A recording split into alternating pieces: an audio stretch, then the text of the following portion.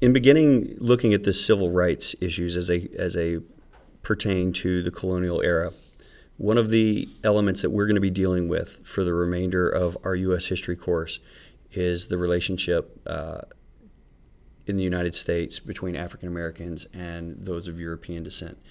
So, where does this all begin? If you remember earlier on in the year, we talked about in 1619, one of the first pieces of legislation that is passed by the House of Burgesses in Virginia was to legalize the importation of slaves from Africa. And the justification for that was in 7 years, indentured servants were set free, and there was tension between the landowners and the newly freed indentured servants who were becoming competition for the tobacco crops. And in order to eliminate that threat to competition, many of the Burgesses or landowners sought to import African slaves. Eventually, what will begin as a pattern of what's known as chattel slavery, where slaves are slaves for life, and their children additionally are slaves. So in the very beginning, the colonies, underneath the idea of mercantilism, they existed for the benefit of the mother country.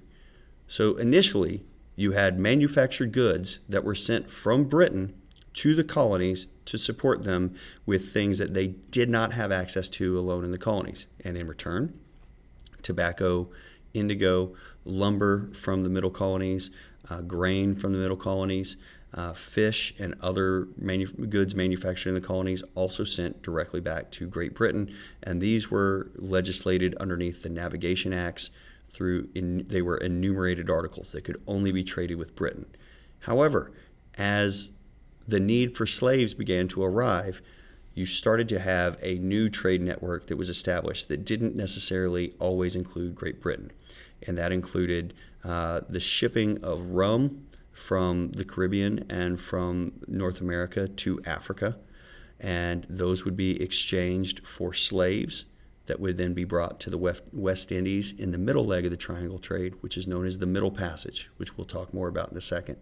And then those slaves and or sugarcane from the Caribbean would then be taken up to the North American colonies, and that sugarcane would then be distilled into rum, and the process would begin over and over and over again.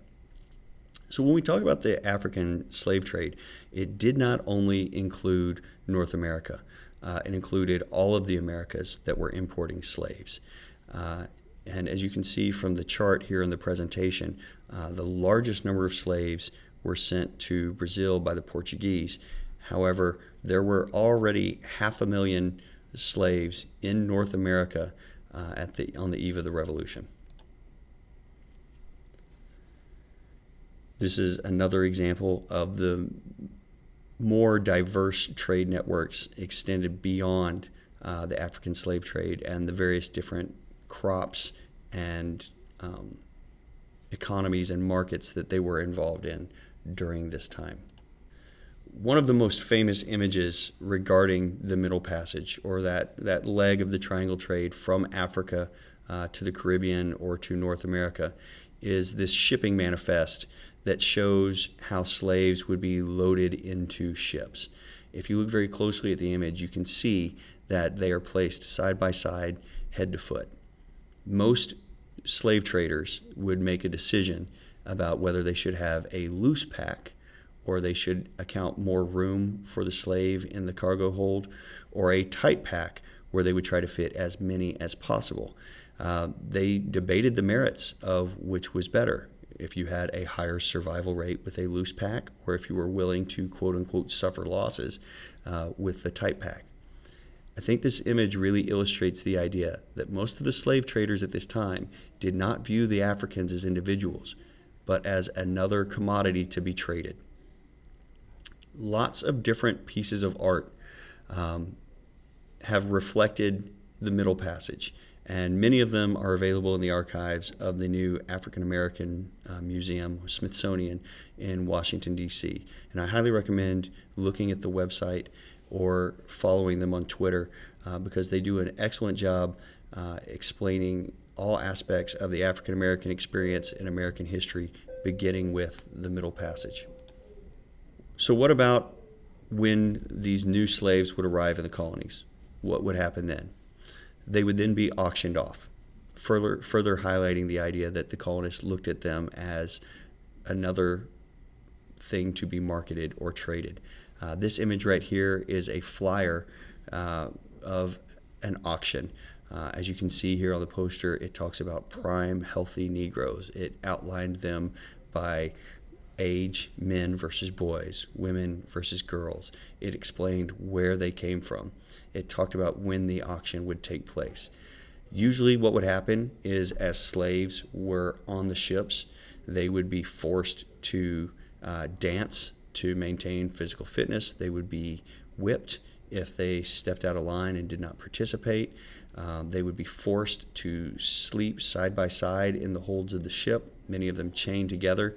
They would be forced to eat gruel, porridge, and if they did not choose to eat the food, if they tried to starve themselves, devices would be placed around their mouth so that they could be force-fed. One of these images shows such a mask that would be used to choke down the food of people who resisted. The collars around the neck in this image were put around the necks of slaves who tried to fight or frequently resisted. The barbs on the end of this neck collar would cut the individual until they stopped resisting. Also seen on this image are manacles and leg braces that were put in place for those same instances. It is believed by some historians that over 1 million people died on the Middle Passage from Africa to North America, several of those choosing to jump over the side of the ship and drown themselves as opposed to be subjected to a life of slavery.